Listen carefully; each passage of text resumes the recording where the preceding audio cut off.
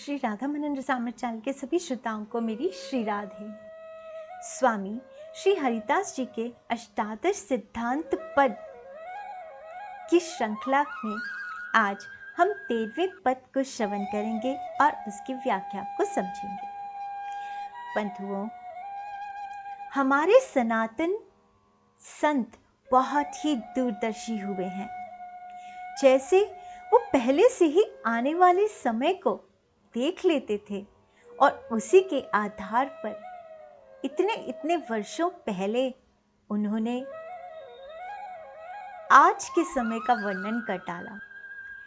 मैं अक्सर इस बात का चिंतन करती हूँ कि इस संसार को महत्व देने वाले लोग इस संसार की दृष्टि में अपनी प्रतिष्ठा, मान, नाम बनाने के लिए बहुत कुछ ऐसा करते हैं जिसके करने से संसार तो प्रश्न हो जाएगा। संसार की दृष्टि में तो उनकी मान प्रतिष्ठा बनती जाएगी, लेकिन अक्सर वो ये भूल जाते हैं कि ये सब कुछ जो वो इस संसार के दृष्टि में उठने के लिए, महान बनने के लिए कर रहे हैं, क्या उससे सांवरे प्रश्न होंगे? क्या ये संसार बनाने वाला प्रश्न होगा? क्या संसार के लोगों को, संसार की उपलब्धियों को, संसार के व्यवहार को बनाने वाला प्रश्न होगा? लोग अक्सर ये भूल जाया करते हैं कि इस संसार का व्यापार, व्यवहार, मान, प्रतिष्ठा, सम्मान आदि सब क्षणभंगुर है, टेम्परेरी है। असल में तो हमारे कर्मों का लेखा जोखा कहीं और होने वाला है और वहाँ पर हमारे कर्मों को नहीं, हमारे भावों को महत्व दिया जाएगा, क्योंकि संसार आपके कर्मों को देखता है, लेकिन भगवान सिर्फ उस कर्म के पीछे रहने वाले भाव को देखते हैं। अपने 13वें पद में स्वामी जी इसी अल्पकाल को समझा रहे हैं और स्वामी जी कह रहे हैं कि जिस संसार को लोग इतना सीरियसली लेते हैं, असल में तो वो बिहारी जी का खेल भर है। कुछ भी सत्य नहीं है सिवाय खुद बिहारी जी के। सिवाय बिहारी जी के सब कुछ मृग तृष्णा जैसा है। जैसे एक मृग रेगिस्तान में की दूर से चमकती हुई रेत को पानी समझ के उसके पीछे भागता जाता है, भागता जाता है, भागता जाता है, उसी तरह से इस संसार में लोग इस संसार के सुख, दुख, मान, प्रतिष्ठा आदि के पीछे भाग रहे हैं, जो कि लगते तो सत्य हैं, लेकिन असल में है ही नहीं। ये एक ऐसा पेड़ है जिसका कभी भी बीज नहीं बोया गया, ना ही कभी इसके पत्ते या बेल उगी। पेड़ यानी कि ये संसार और इसके बेल, पत्ते आदि यानी कि इस संसार के सुख, दुख, धन का अभिमान, यौवन का अभिमान, राज्यमत, ये सब इस पेड़ के दिखता तो है ये पेड़, लेकिन इस मिथ्या पेड़ के ये जो बेल पत्ते दिखाई दे रहे हैं हमें, धन मत, यौवन मत, राज्यमत आदि, एक्चुअली में ना तो ये संसार है और ना ही इसके ये सब मद एग्जिस्ट करते हैं। बस हमें भासते हैं कि ये सब है और इन्हीं के कारण मनुष्य अपने को दूसरे से श्रेष्ठ समझकर आपस में लड़ रहे हैं और या तो इन्हें पाने के लिए किसी निर्बल को सता रहे हैं।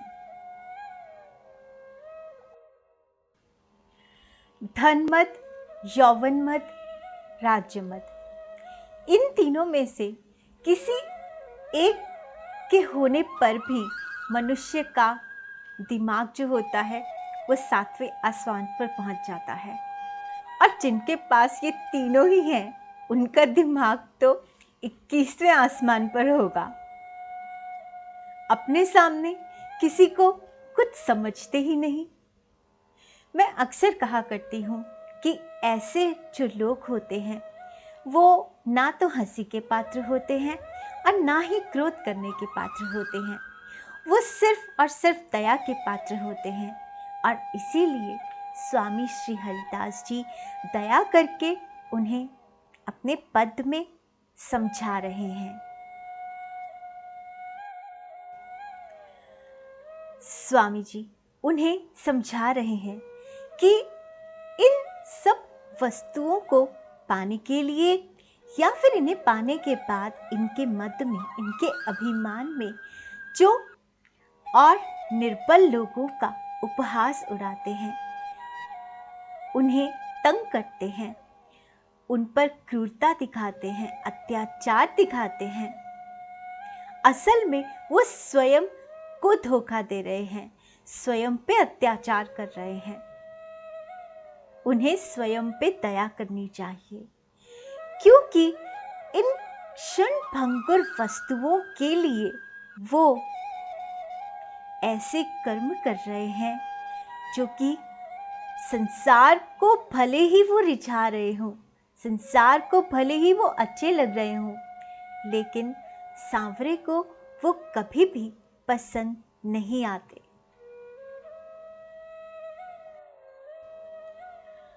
अपने पद में आगे स्वामी जी समझा रहे हैं कि ये धन, यौवन और राज्य मद ही अल्पकाल के लिए नहीं है, बल्कि संसार के सारे रिश्ते नाते भी अल्पकाल के लिए ही हैं। बिल्कुल इतने काल के लिए कि जैसे एक साथ कुछ पक्षी बैठे हों और अचानक से उनके बीच में कोई तिनका फेंक दे तो कैसे सब डर डर कर इधर उधर भाग जाएंगे, अलग हो जाएंगे। ऐसे ही जैसे ही हम पर काल का तिनका गिरेगा तो ये धन, यौवन और राज्य मद सब चला जाएगा, और इसके जाते ही स्वार्थ सारे रिश्ते नातों को भी ले जाएगा। यानी काल धन, यौवन और राज्य मद को ले जाएगा और स्वार्थ रिश्ते नातों को ले जाएगा। बिल्कुल ऐसे ही जैसे एक ही सेकंड में वो सारे के सारे पक्षी उड़ गए। तो इस मिथ्या संसार में हमें रहना कैसे है, ये समझाते हुए स्वामी जी कह रहे हैं कि बिल्कुल ऐसे जैसे तीर्थ होता है।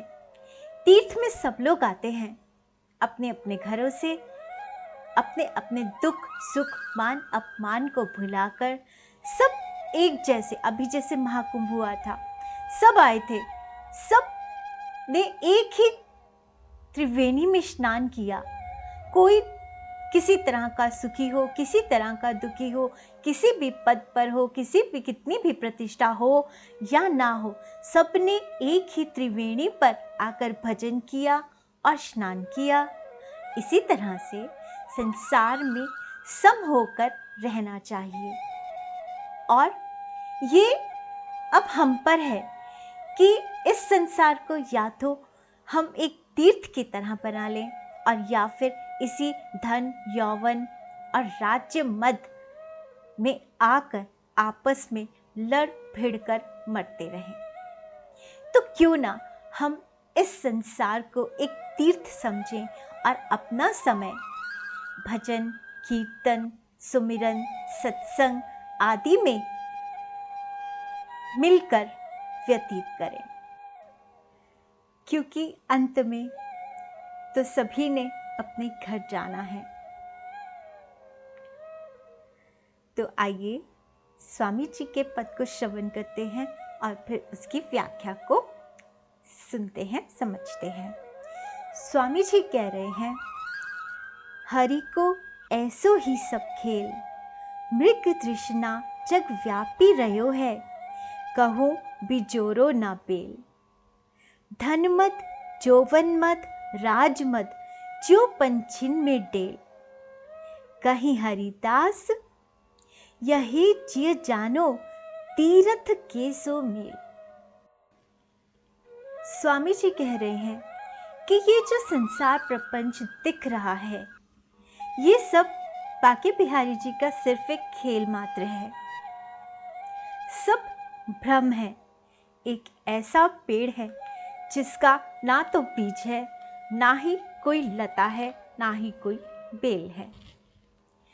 धन अभिमान, यौवन अभिमान और राज्य अभिमान इत्यादि मत अभिमान के कारण प्राणी दूसरे को कुछ भी नहीं समझता, परंतु जिसमें ये मद हैं, उतने सब क्षण भंगुर हैं।